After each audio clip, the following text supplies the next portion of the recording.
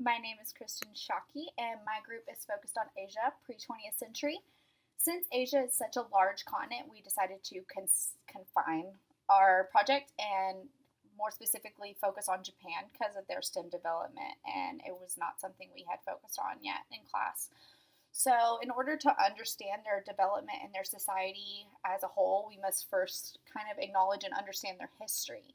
And so that's my part of the project is to focus on that.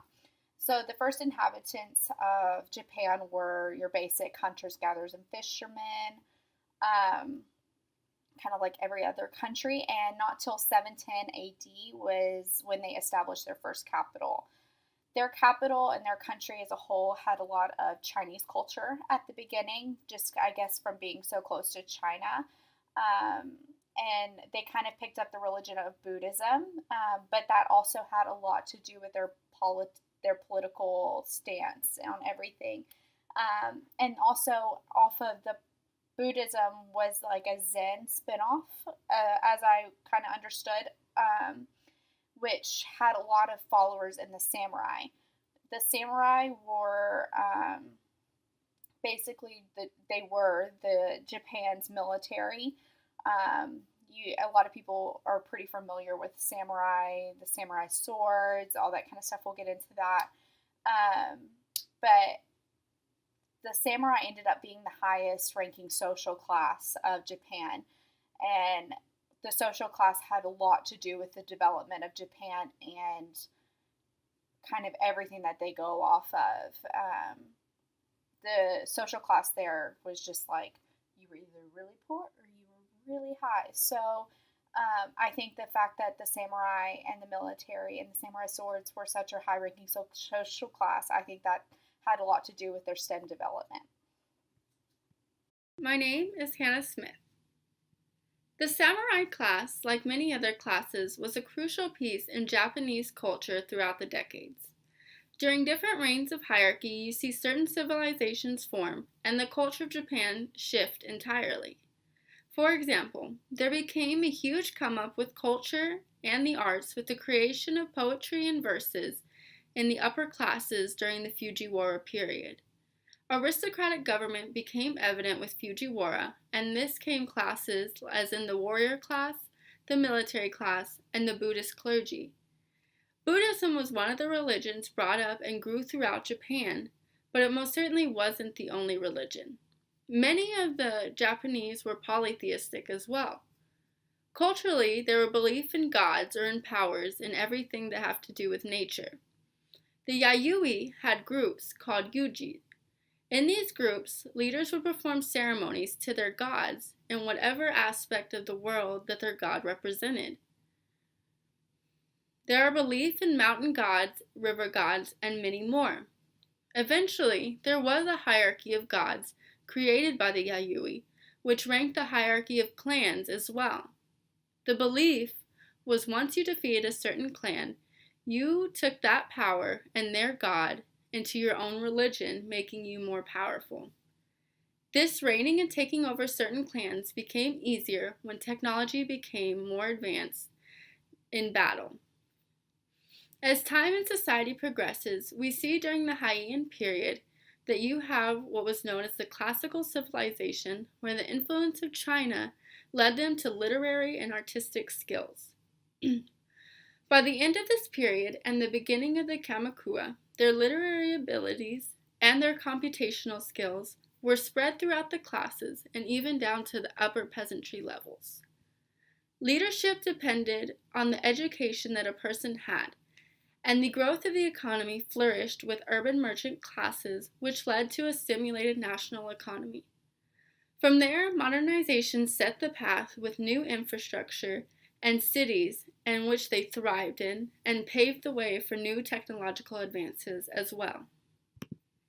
Hi, I'm Megan Jones, and I'm going to be talking about Japanese guns and gunpowder, and then a printing form called ukiyo-e, which led to a lot of the modern art printing, and yeah, it had a huge impact. So the first thing, of course, is guns and gunpowder. And so when guns were introduced to the Japanese culture, they of course needed gunpowder. And whenever they produced it, they needed charcoal, sulfur, and potassium nitrate. But unfortunately, potassium nitrate was not available naturally in Japan, so they had to import it from China. Well, the Japanese did not want to do this, so they began to find a way through biotechnology to create their own potassium nitrate. And they did this by creating a hut and digging up a fireplace in the middle surrounded by other little holes.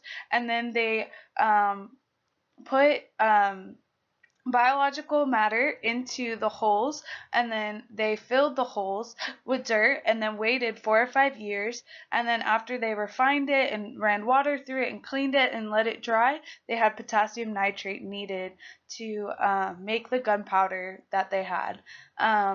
And then next that I wanted to talk about was ukiyo-e, which is a really cool printing technique that they used, that they actually still use in Japan today, where they used wooden blocks. So the artist would make an original art piece, and then some wood carvers would carve the different things into wood blocks, and they had a different wood block for each color that was in the art piece. And then finally they used these wood blocks to press the image color by color onto the paper, creating some really beautiful prints. And this used either 7 or 8 blocks, and used up to even 50 or 60 blocks. And this created a way to print in a very precise way using color, and so that they could share their art pieces in bigger quantities. And then it also moved to Europe, where it became super popular. So these two things were two of many, many things before the 19th century that Japan accomplished, and I thought they were really interesting. And so now Micah is going to talk about how these different things impact today. Thank you. Hi, my name is Micah Tate. I was fascinated to learn about ancient Japanese innovations and how they're currently being used today. For example, the woodblock printer. You can think of this as a high precision color printer. And hundreds of years ago, this piece of technology was far beyond its time. People are still using the same exact techniques and processes to make beautiful pieces of artwork and text.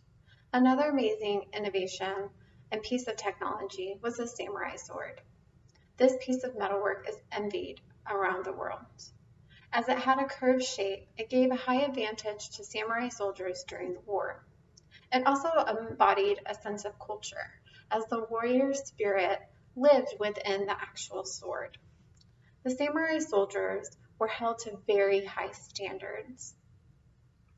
They had strong values and morals, and this influenced many different avenues in the Japanese culture and their surroundings. You can see the samurai and what it stands for throughout literature, art, and cinema.